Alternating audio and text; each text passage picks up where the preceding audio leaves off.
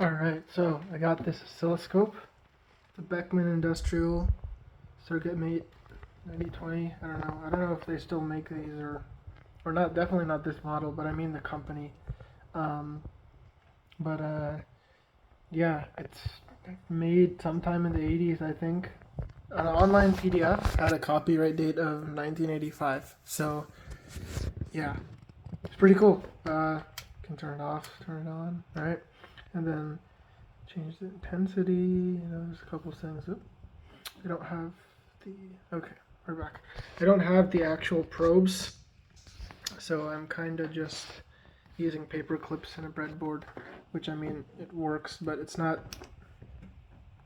Okay, it's not really stable. But yeah, whole bunch of other settings. I mean, I could go on and on about this, right? But I'm not going to.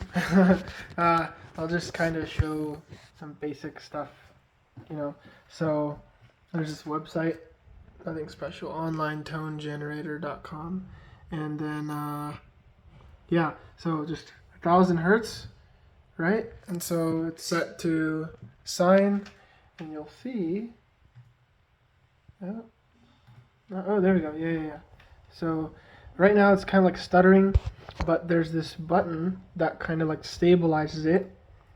And there you go. So now we click this button, or like unclick it. Now it's kind of going around.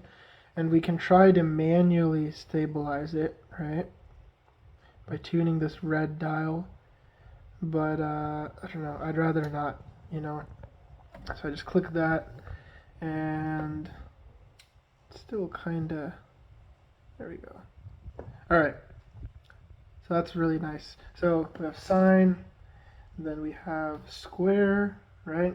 It's not really a square wave, but it's just the sound card trying to imitate a square wave, close enough.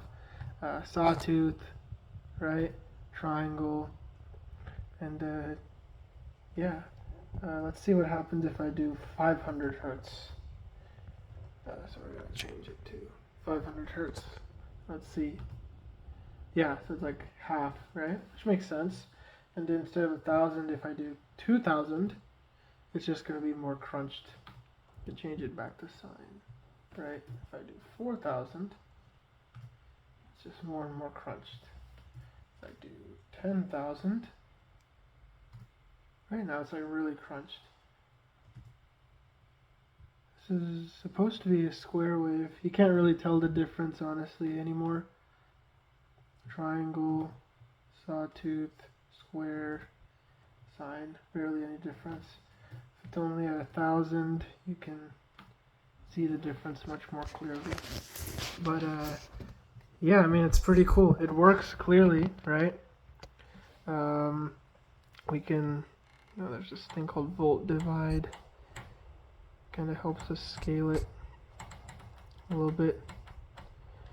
This dial also does that. Does it differently, but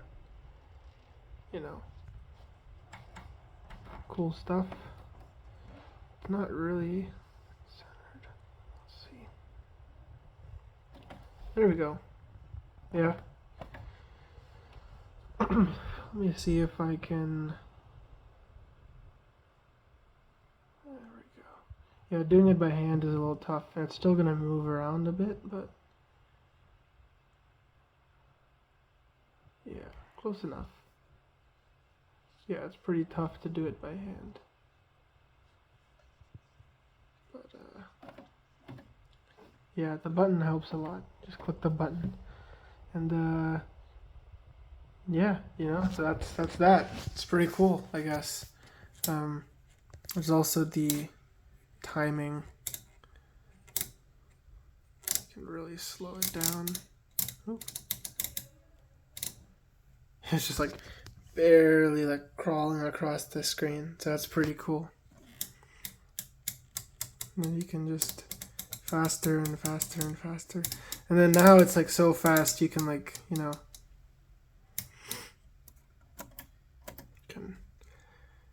it's just too fast. It's kind of like out of sync basically. You can kind of scroll side to side, but yeah. Yeah, I think this is the best setting, honestly. But yeah, it's pretty cool. I hope I can get some good use out of this. I just wanted to make a short video, uh, just showcasing it, I guess. It's pretty cool that I have an oscilloscope, even if it is like 40 years old, but yeah, that's about it.